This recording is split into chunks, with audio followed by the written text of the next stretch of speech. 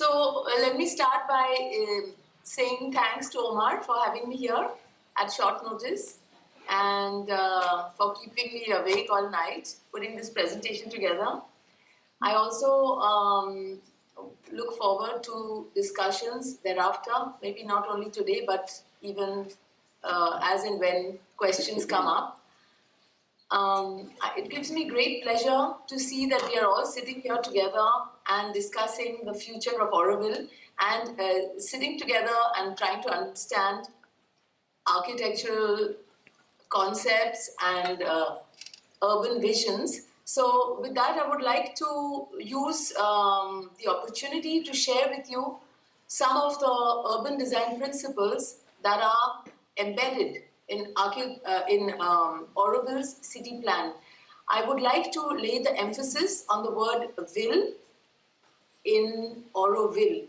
So a lot of I've heard over the years, and since I've been involved since 1990, which is over 30 years ago.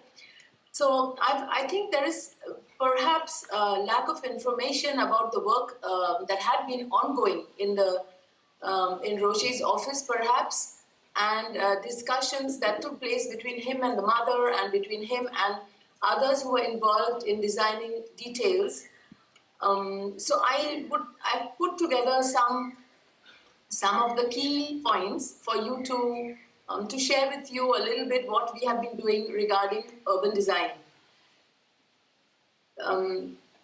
So, like I have often seen that the galaxy plan's image, that it is so widely circulated that it often results in the galaxy plan being understood by some people just as a logo almost. But indeed, it was a city plan.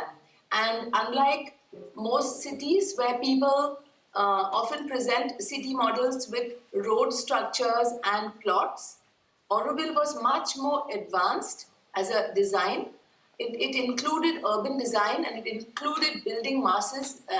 Such a plan could not have been possible without detailed definitions of buildings and green spaces. These were not just conceptual that many people think. They were calculated. All the densities were calculated. The per person habitation of 30 square meter was laid down. Various collective facilities were planned and located. It was all very systematic and planned.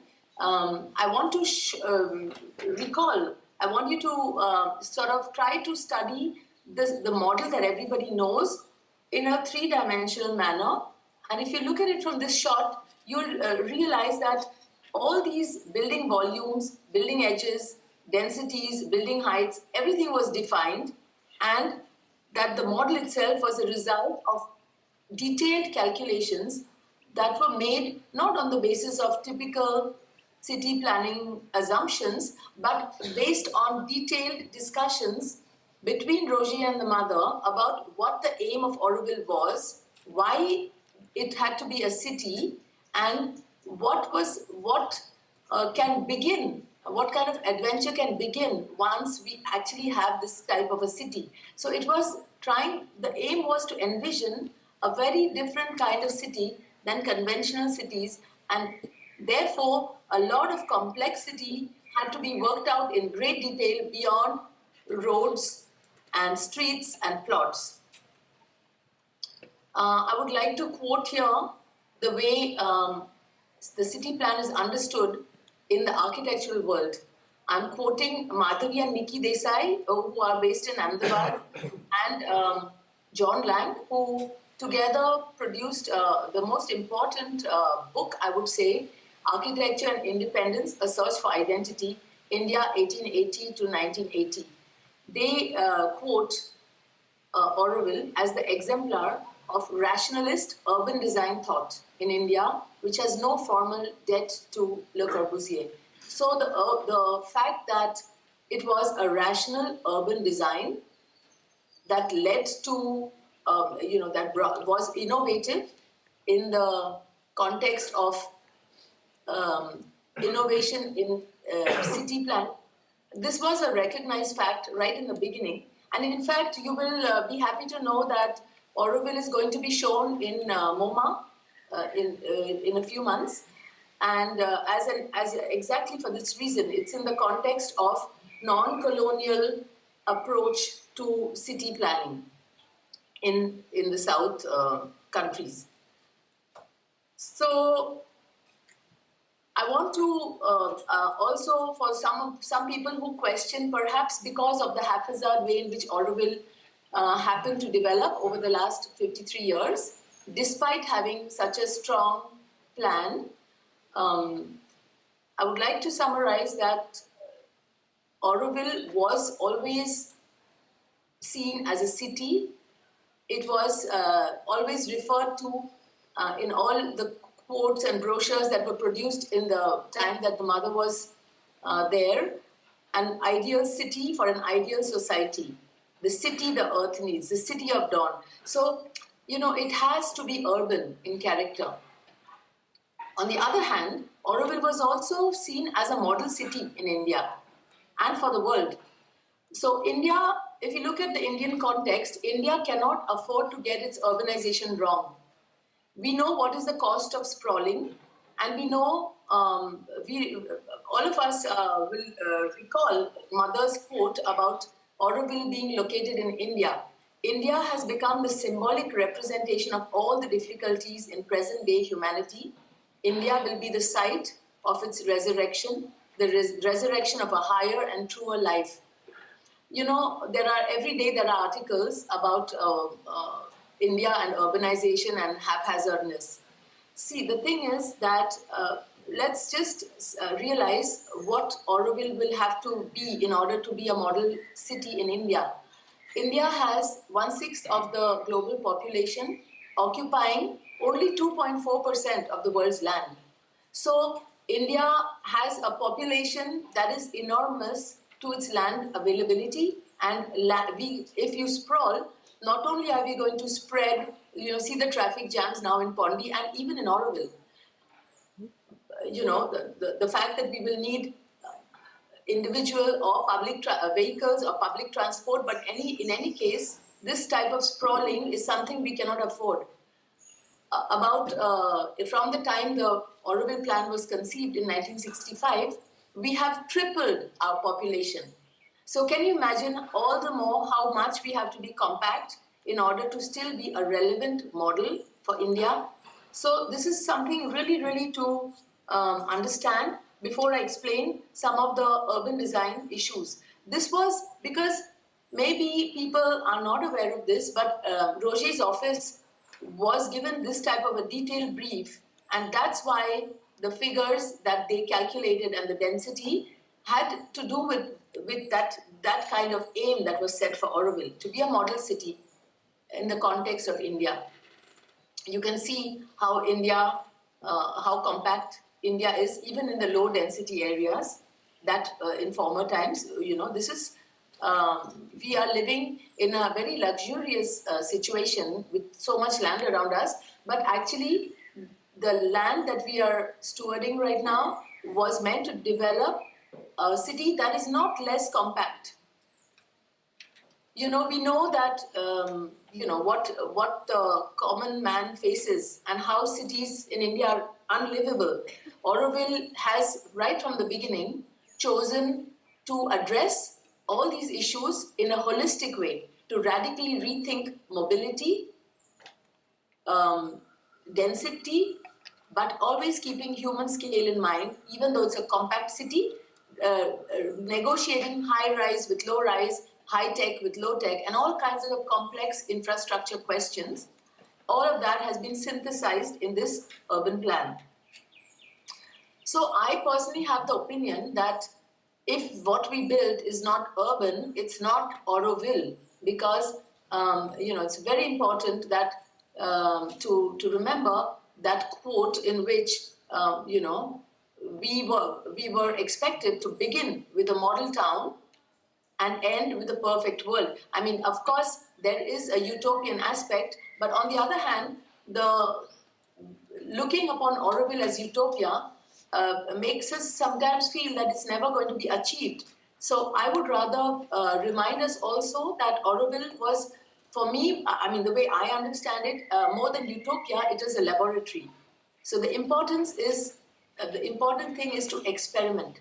And to experiment means to try out things that we were not tried out before. We are not actually here to repeat what we know has happened everywhere else. And it will, if we don't proactively go the planned way, then we are repeating already in a virgin land that we had the opportunity to build a city upon. We have already put our own organic growth and scattered development in a manner that we may be standing in our own way today. So I would like to clarify some myths versus facts. Because a lot of, in Auroville, maybe there is a notion that organic growth is preferred. Maybe the new residents who come in the last decade or so may not, I don't know, perhaps they know it. I'm just going to put it out there because there are myths that I keep hearing about how Auroville was planned to be. And I, having worked with the archive of Roger, I have got to understand that many of the basic essentials are perhaps either not understood, or we may even be in collective denial about that. It would be in any case good to discuss some of these issues. I'm going to refer to only one report to make it simple for today's presentation. I'm referring to the 1965 report that Roger Anger's office produced and the 1968 master plan, which was presented by Roger on the basis of the report he made in 65. So it was a 3-year-long intensive work with daily interaction with the mother. And on the 1965 report, the mother had written hand notes. I would suggest all those who don't want to go through the lengthy archive should at least see this one report. It will be so revealing for us.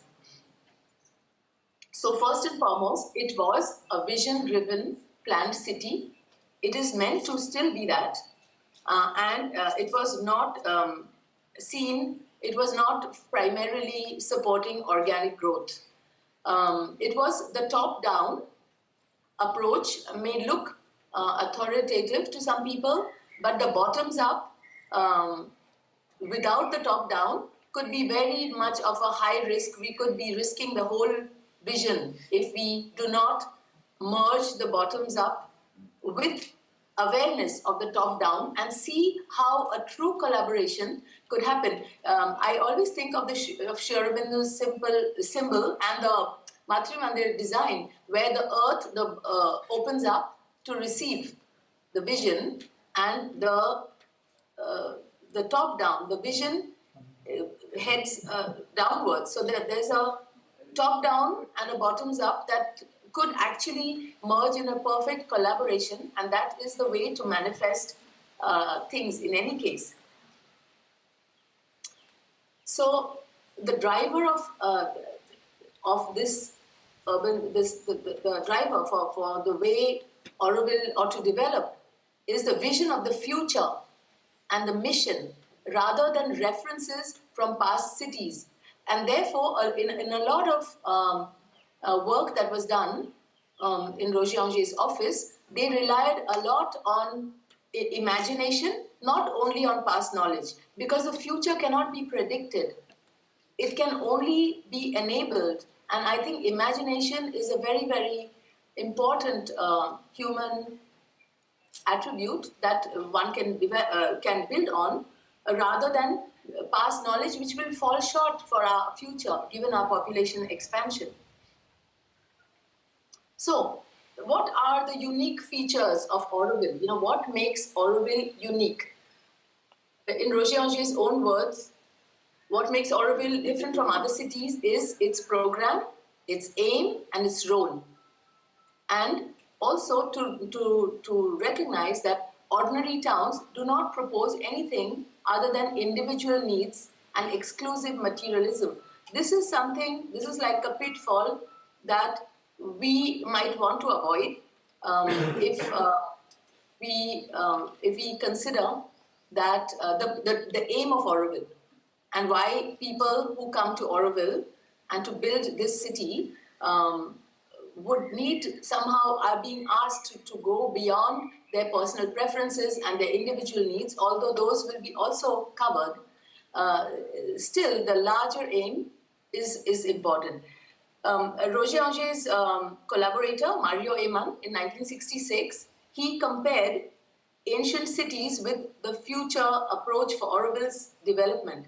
He said the unity of ancient cities was assured by materials, tradition, and ignorance of other styles. That means people built in a similar manner and it was automatically coherent when there was organic growth. But given the diversity that will be needed for Auroville, people coming from all the different countries and all their different ways of living, this will have to be harmonized by the application of simple guidelines coordinated by urbanists and the collaboration by architects in order to prevent the chaos of suburbs that you see everywhere. This is also something to bear in mind as we go forward. As a result, Roger explained that for him, primarily it is a people-centric city where the human scale has to be conserved and not be lost in infrastructure and machine scale of, given that there is such a high density demand. So, for a number of years, he said, he has devoted himself to an architecture concerned with man as a social being. So he was trying, if you look at, discover the galaxy plans model, you'll realize all the social spaces. If you don't imagine this to be a car-dominated city, then you will discover the intimacy and the opportunity for social interaction. That was very, very important for Roger. Auroville will attempt the rehabilitation of streets. That means going from road towards street, a change from rushways to a satisfying and happy system of circulation, from meeting place to meeting place, squares, fountains, gardens, pools, staircases, wings of shade, sudden shafts of sunlight. For mobility, so now what I'm mentioning here are all, here going forward, are issues quoting only that one document of the 1965 report. Right in the beginning, from the very beginning, Roger had asked the question, shall we allow the presence of cars? And he had written, the reign of cars has conditioned the urbanism of the 20th century and continues to tyrannize it. Therefore, the option to follow is to suppress this usage within the town. At that time, nobody was really talking about the car receding. In fact, Le Corbusier had planned Chandigarh for the car. And so there was a different kind of Brasilia and other places around that same time were conceived in a very, very different manner, car-centric, as opposed to Auroville's plan. And that's the main distinction between Auroville's urban design and those other cities that were being generated at the time. And perhaps why Auroville was misunderstood also as a design. The other unique aspect is that we are beyond land ownership. What this means is that the urban design of Auroville is unique in that urban design guidelines and setbacks are not defined by individual plot definitions based on separate ownerships. So all the DDPs will have to find another way of defining urban building guidelines, given that the basis itself is different. On the contrary, it allows a new urban experiment through a new basis, and it's a great opportunity for continuity and connectedness and a sense of unity throughout the city. Auroville's aim was to achieve human unity, and the design of the whole city also contained a sense of synthesis of everything, despite 4 different zones, despite all this complex program. The sense of unity is manifested through the design of the city. Regarding the location between the main roads, he had asked, in order to avoid them and yet at the same time best benefiting from both. So Auroville was always located between the 2 roads.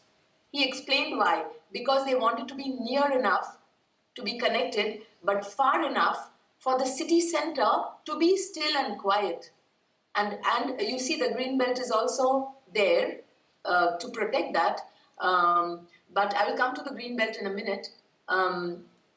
Auroville, why? Because in the near future, they will become heavy traffic roads, and the coming into existence of Auroville will inevitably speed up the process. So Roger's team already predicted exactly what is happening because it was already planned, and it was known that Auroville's growth will create even more traffic.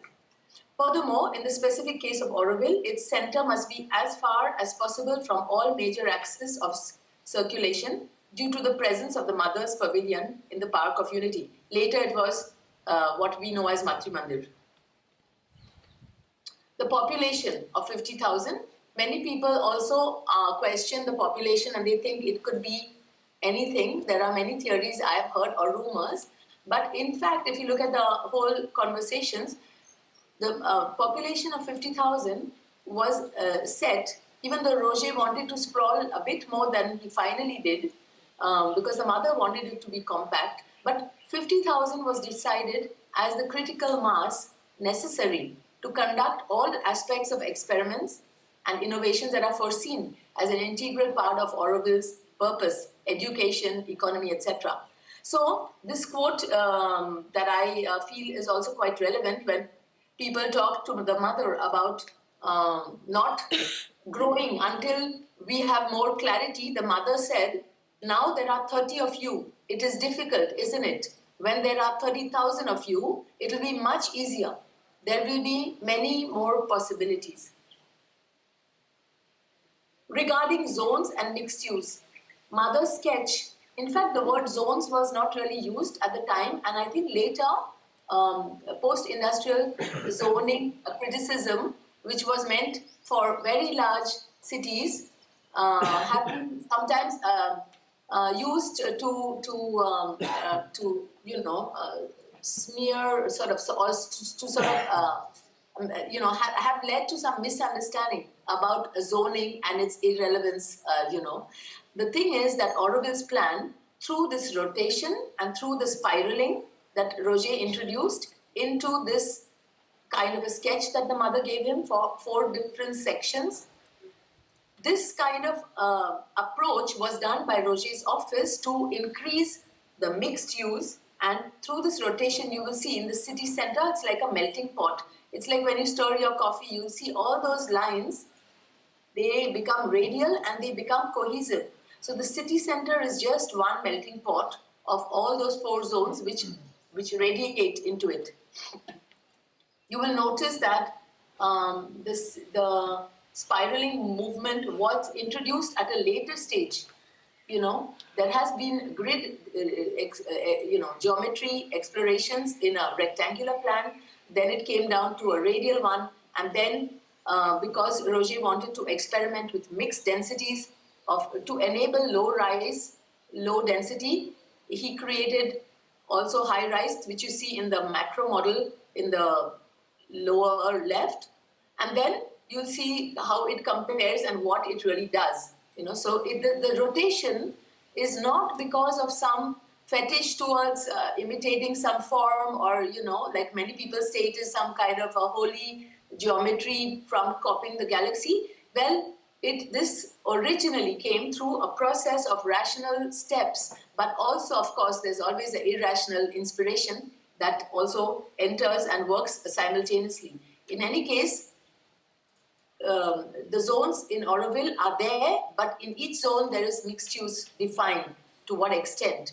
So the word galaxy and the urban form was, like I said, the result of urban design and rational considerations rather than mere imposition of the galactic shape and form for decorative or nostalgic reasons.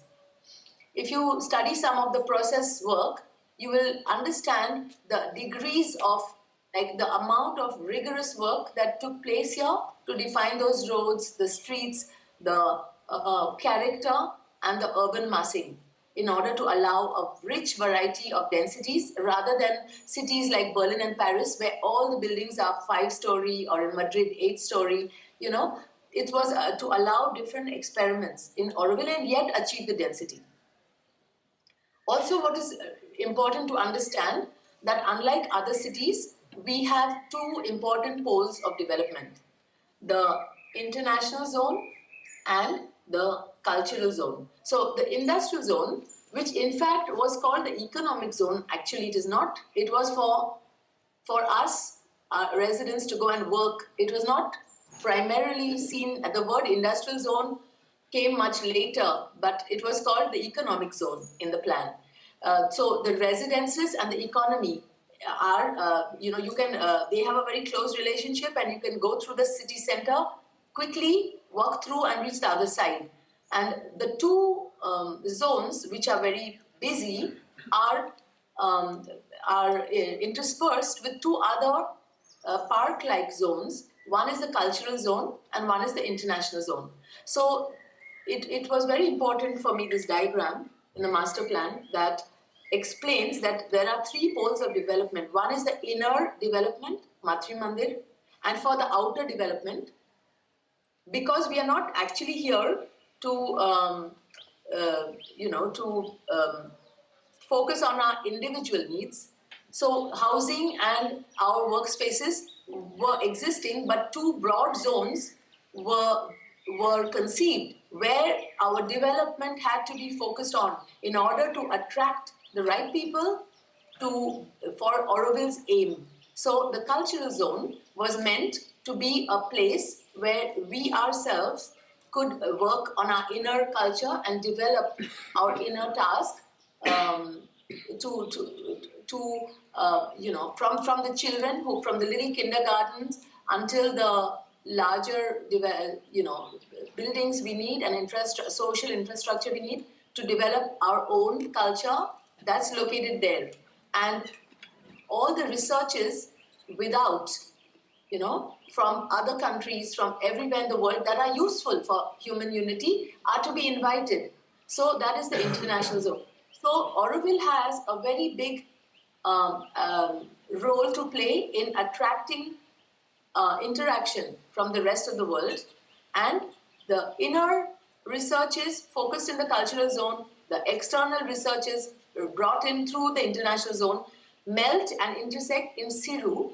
Siru is that point, very important, where this social research will be located. And Matri Mandir will be the central pole of our cohesive force, that is the soul of our city. So, regarding climate, runoff of water, etc., also already for those who are concerned about sustainability, they will find that in the 65 plan, there's a general layout. It was mentioned that in the general layout of Auroville, the climatic data was of primary importance. In particular, the southeast direction of the prevailing winds. They must determine the orientation of the overall plan, or at least that of the buildings. To respect this is an essential factor for comfort and well-being and will impact the architecture as well. Furthermore, the capital problem of drainage prevents from formulating any substantial option regarding the location before undertaking an extremely complex study of a large area of the land to the southwest. So a lot of people feel that there was no data at that time, but on the contrary, a lot of work was done to get the essential data to conceive of an artificial lake in the center and so on. And the things that were not known were left open to be discovered later in consultation with the mother. Mobility. So, sorry, I have already spoken about this, but what is important is in the report, when Roger asked, the whole paragraph is here to understand the mother's response. The mobility principle of Auroville must be defined right now. Shall we allow the presence of cars? Probably in just a few years, India will know, same as Europe and the US, the major urban problem the automobile is. The reign of cars, I've said this, so I'm not going to repeat. I'll just jump to this other part. Although outdated and everybody knows it, still the automobile strives at its best to create hell inside the cities and kill the outskirts. Therefore, the option is The option to follow is to forbid and suppress the usage of this means of transportation within the town and replace it by another, more hygienic, less cumbersome and noisy, more aesthetic, maybe newer if possible. The mother had answered on the same note with a note, small vehicles electrically powered carrying about 200 kgs at a 15 km/h speed. The Crown, which I won't have too much time to elaborate, is to be understood in the context of the city center, where beyond the Crown into the center, it is a park. Most cities are congested and they become in the city center and they become less dense towards the periphery. Auroville is the opposite. The city center is peace, calm, and space for reflection and for cohesive, for the cohesive force that is required to define the collective life of Auroville and allow the central area of common ground to radiate on all the sides. And therefore the Crown is the spine of pedestrian collective life. So instead of having a busy center, the Crown, it's like a longer length has been achieved so that all the facilities can be located halfway between the city center and the periphery. Regarding compact city versus sprawl, also that was known before. Roger had written, we must also avoid the pitfall of a cold, deserted city because of an excess of separating spaces. This is a comment to zoning. Not to build a too scattered city is indeed of capital importance. What we have to ponder upon and solve is the difficult problem of urban agglomeration to avoid the pitfall of the dormitory cities of known new towns and the sprawling of the individual in American housing. So the mother had underlined to avoid the pitfall and marked the last two lines and wrote in the margin, very important, the sprawling of the individual. The need for precise regulations. Many people also feel that in Auroville, you can do whatever you want and express your personal dream, and continue the tradition of building ad hoc that we had to do in the very beginning period, perhaps. But, in fact, for Auroville, precise regulations, even more precise than other towns, were foreseen.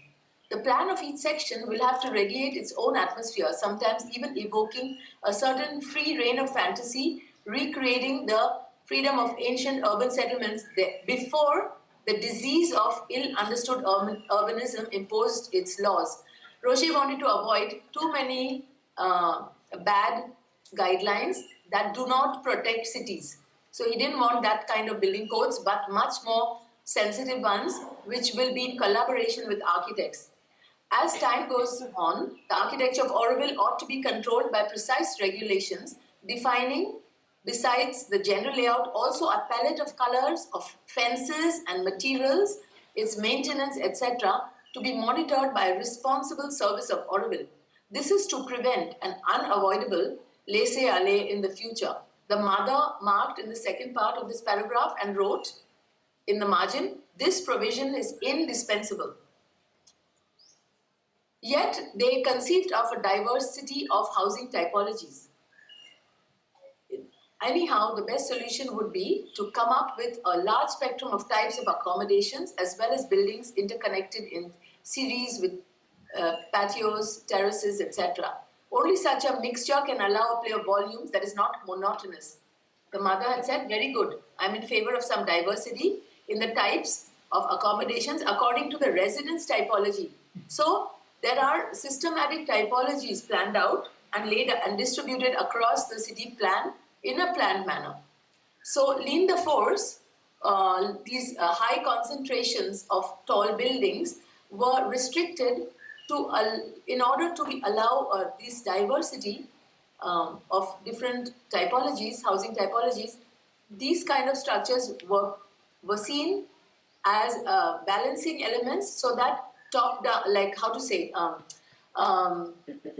there could be enough of high rise and high tech, housing that accommodates the density, but not everyone has to live like that. So that the rest of the city can be fairly low density, walkable without elevators. So I'm not going to go into the guidelines, but there have been many guidelines we prepared based on how these buildings were conceived. Even for sustainability, those who feel that the planned approach may compromise sustainability issues, we all know for India that in order to be sustainable, first and foremost, we have to have compact cities, and we cannot justify few people spread over many acres as a sustainable approach, regardless of if our walls are made of mud or if our food is organic. The whole thing has to begin with land use, and the sustainability and containing begins in India with the containing of the human footprint to a very small area. Therefore, the green belt is as large as it is and the city as compact as it is. Also, we have to avoid the socio-economic inequity that you see everywhere. In Auroville's plan, all of this is considered, and also the fact that Auroville is going to coexist with growing other poles of development in the 5 villages that we share space with. And so we will talk, there won't be any time for that, but at a later session we have to talk about those kind of issues that I have not actually gone into today's presentation. Also, the energy being renewable was planned from day one. Solar and wind were considered from the beginning to be self-sustaining in using the sun's energy, tapping it, etc., was always considered. Regarding water, I'm going to skip this because I will be running out of time. I want to just explain that yes, the water was also planned to collect water for the city was seen as the biggest challenge. The green belt, okay, I'm not going to have time, but I want to say it was primarily zone agricole. It was meant for agriculture, for growing food for the city, and not only to fill up with forests and wilderness. It had to have a productive role. We will not be able to go into that today. I will now just mention something about the participatory approach. You know, this is something like a bit difficult for me to discuss, perhaps in the context of Auroville, but I've often wondered if the mother had considered participatory design or only participatory building, because she valued the architect's role. She wanted to have a chief architect. She did not, we all know what she achieved and how meticulously she wanted the architect to make all decisions to set a very high design standard already when she envisioned Golconda and brought in Antonin Raymond all the way from Japan to produce this kind of building for her sadhaks. Similarly, Rogier had also spoken about that in 1968, that there was no intention to build arbitrarily. And there was a 30 square meter per person definition and so many other things that have put the focus on collective living in Auroville throughout, rather than on the individual. And also, I found that the mother, in fact, I found no instance of design consultation with Auroville residents during the time where Rogier and the mother worked while she was still there. These plans used to not be shown for residents' feedback and so on. In fact, on the contrary, I found there was a message to the architects and engineers that they are not here to discuss a project. You are here to build the city. I know it's kind of probably difficult to bring this kind of discussion up in such a forum, but I'm sharing with you the questions I used to have when I lived in Auroville and saw contradictions between what I thought was envisaged and what was actually happening. So, the mother talked a lot about wanting to build the city first and then to see things afterwards. She created Auro model for the people to live so that the virgin land will not be ruined by everybody's personal agenda. So anyway, this is to recall. I just want to show you a few glimpses now, so that for those of you who don't know my involvement, I would like to share that I came in 1990. I worked with Roger from right in the beginning. You see Anbu, who's now in TDC. We used to all work together with Roger and Jacqueline.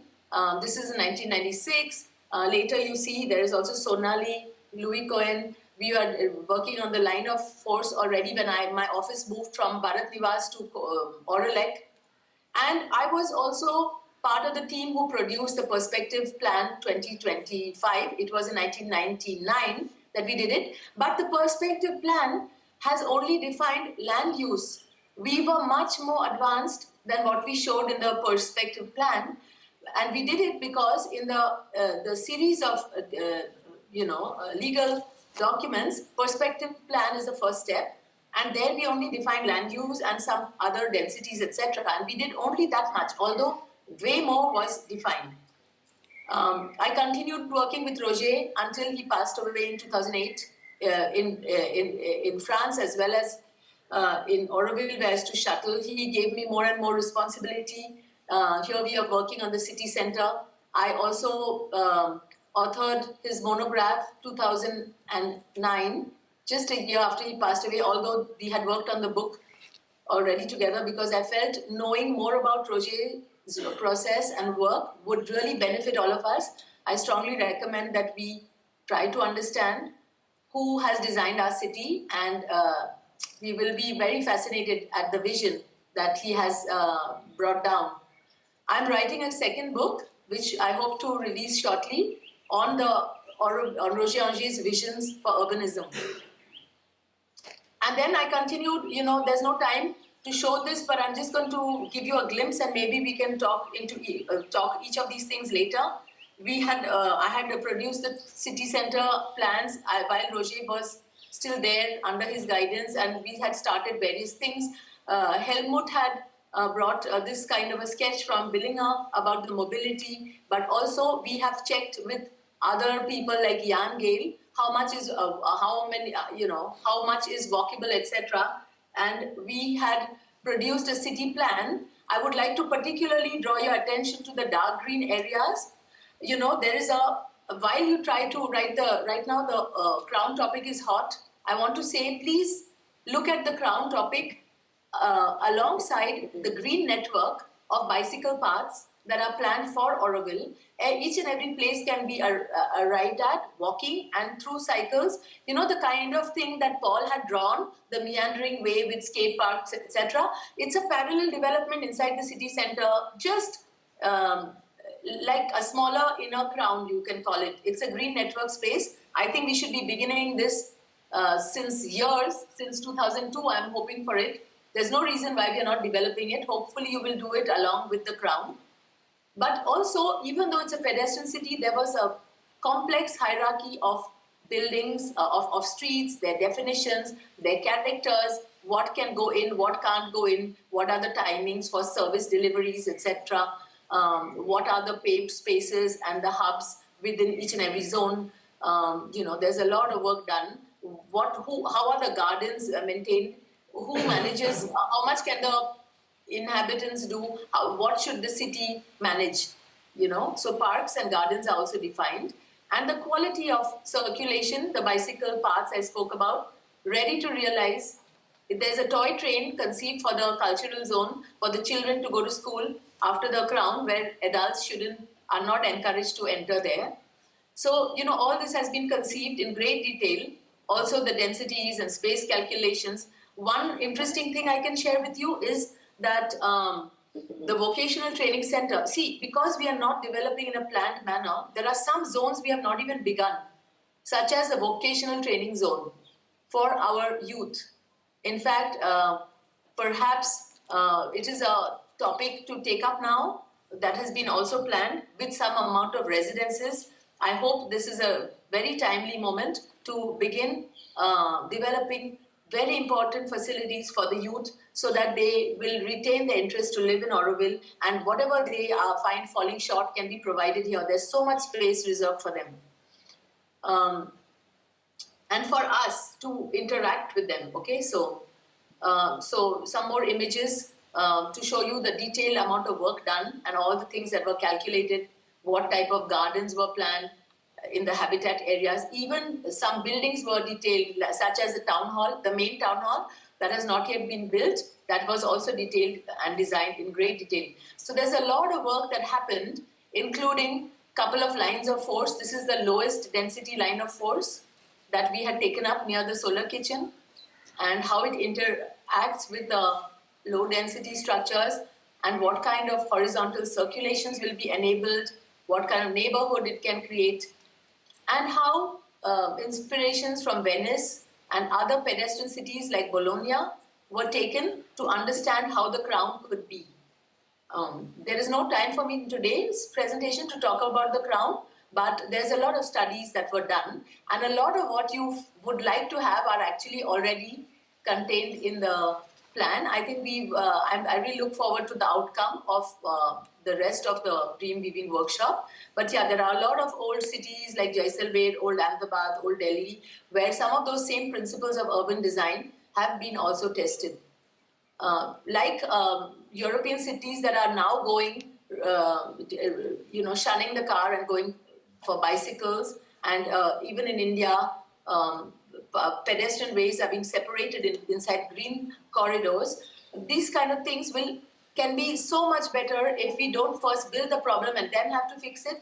If we directly build a totally new situation, then the pedestrian life will be central to Auroville. It will not be added somehow inside a car life. Okay, and bicycles don't have to only cycle along roads, and also the people who jog don't have to go there if we develop the green network. So a couple of glimpses of the line of goodwill that we've been working on since many years, but more concretely since 2017, when a group of people realized that we do need an urgent plan to manage the visitors who come to Auroville. This is the area where visitor center is located at the bottom. And this one development, 800-meter long, if you put in an 800-meter long infrastructure, you don't need to cut any trees much. You don't have to, if you build only this one line of 800 meters, you will be able to accommodate 8,000 people from ground floor up until 18 stories, but also manage the visitors' traffic to Matri Mandir and all the facilities, including public transport. So Roger had given us a lot of inspiration for that, and we did lots of work over the years to understand the massing. I have also consulted with Jan Gale, who many architects here know. He came to our guest critic when we worked on this project in Stuttgart, where I was a guest professor, and then at Yale University, where I was a guest professor in 2020.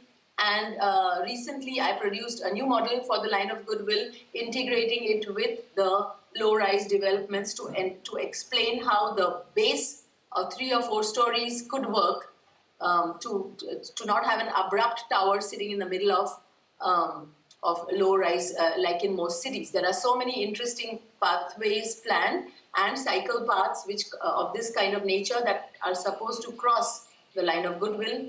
And the crown pedestrian pathway, to some extent, sometimes be also on the first floor, like the High Line in New York.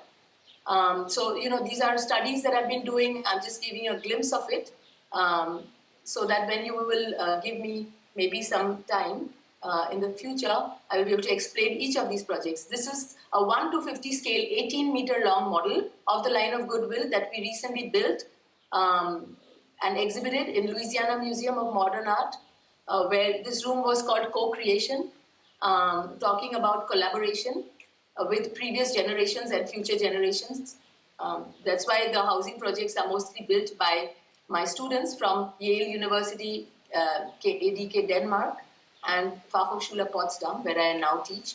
And in the background, you will see, we have explained how it will work on the ground level in the context of Matri Mandir, and also what 1:1 scale, what the new facade could look like of this kind of building. Most important is the human scale is retained. When you go inside these spaces, they look very humane. They don't look like towers. That's the most important thing. And all the green technologies are incorporated in the ideas for the facade. The pink one is a power generating paint. There are solar cells, recycled denim, urban farming, and all sorts of things incorporated. For the phasing, if we build the city center, the residential sector 1 and 2, which is detailed, and the line of goodwill, we will reach 20,000 population without developing any other area, just concentrating on the parts I have highlighted. We would have 20,000 people, and this is what we suggest in the first phase, and along with the green network, which should be done straight away, the whole green network. Anupama, do you want to give some time for questions? Yes, okay, I will leave this out. I was talking about patchy development and the consequence of non-planning. I'll just conclude. Let's avoid that. And I want to explain that organic growth will enhance our individuality and differences, and planned approach will enhance our collective life and unity. And the city is our common ground. I would like to conclude with the message that Auroville is an ambitious project, and let's make her ambition our ambition. Let's honor the promises made and agreements, remember that the best way to predict the future is to design it. I would like to end also with this last slide saying that let's take the urban design of Auroville further, because first of all, because this is what was envisioned. Secondly, because this is what we promised. And thirdly, because it remains relevant for the future and is an inspirational example of integrated planning with a high standard of design. The proof of this relevance is through the numbers of people that it has attracted over the years, and the steady donors who continue to support Auroville to manifest. Thank you very much. Thank you. Yes, one of the things I would like to say, because I have not presented much about the crown, the thing is that maybe there is a fear about the crown road because of the way the crown has been executed up to now. It is not exactly how it was conceived, you know, like the way when the solar kitchen happened, and Arca and the Unity Pavilion and Savitri Bhavan, etc. You know, these buildings are, if we really understand the crown as it was envisaged in the galaxy, there is a horizontal circle, like there's a ring-like pedestrian circulation between the buildings, interconnecting the buildings. You know, like for example, from Unity Pavilion to Savitri Bhavan, there would have been an internal street, which is not on the road or not on the crown road, but inside the buildings. The buildings would have to necessarily touch each other. So like the crown road, it's a street where there is continuous development. But in Auroville, it is being interpreted as if there are project holders, plots, and all that. So the buildings have faced the crown road as if that there is not also the secondary internal way, which is almost more important for the pedestrian. As a result, the exact road as it was built with that island over there in front of Solar Kitchen, it all recalls the conventional road and not the public transport narrow way and the intimate walkways that are planned inside it. And I think therefore people are reading the future of Auroville based on what has been built so far, but it's not quite like how it was conceived. That's what I would like to add. It was not as if that the crown buildings happened as per Roger's wish for the crown, or sort of what he envisaged, you know. So I guess we are still not understanding his vision about the crown. Thank you, Anupama.